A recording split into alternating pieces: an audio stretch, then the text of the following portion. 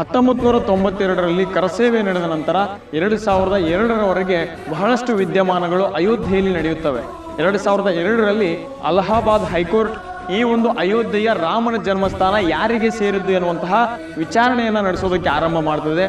2003ರಲ್ಲಿ ಭಾರತೀಯ ಪುರಾತತ್ವ ಇಲಾಖೆಗೆ ಈ ಒಂದು ಅಯೋಧ್ಯೆಯ ರಾಮನ ಜನ್ಮಸ್ಥಾನವನ್ನ ಸಂಪೂರ್ಣವಾಗಿ ಸರ್ವೆ ಮಾಡಿ ವರದಿಯನ್ನು ಕೊಡುವಂತೆ ಹೇಳ್ತದೆ.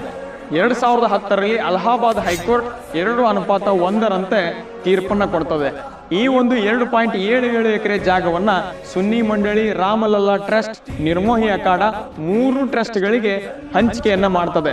ಈ ಒಂದು ತೀರ್ಪನ್ನ ಪ್ರಶ್ನಿಸಿ ಹಲವಾರು ಜನ ಸುಪ್ರೀಂ ಕೋರ್ಟ್ನ ಮೆಟ್ಟಲನ್ನ ಏರ್ತಾರೆ. 2017 ಅಕ್ಟೋಬರ್ವರೆಗೂ ಹಲವಾರು ವಾದ ಪ್ರತಿವಾದಗಳನ್ನ ಆಲಿಸಿ 2017 ನವೆಂಬರ್ 9ನೇ ತಾರೀಕಿಗೆ ಈ 2.77 ಎಕರೆ ಅಯೋಧ್ಯೆಯ ರಾಮಲಲ್ಲಾ ಟ್ರಸ್ಟ್ಗೆ ಸೇರಿದ್ದು ಇಲ್ಲಿ ರಾಮ ಮಂದಿರ ನಿರ್ಮಾಣ ಮಾಡಬಹುದು ಎಂದು ತೀರ್ಪನ್ನ ಕೊಡುವುದರ ಮೂಲಕ ಶತಮಾನಗಳ ಕಾಲ ಕಾಯ್ದ ಹಿಂದೂಗಳ ಕಾಯುವಿಕೆ ಕೊನೆಗೊಳ್ತದೆ.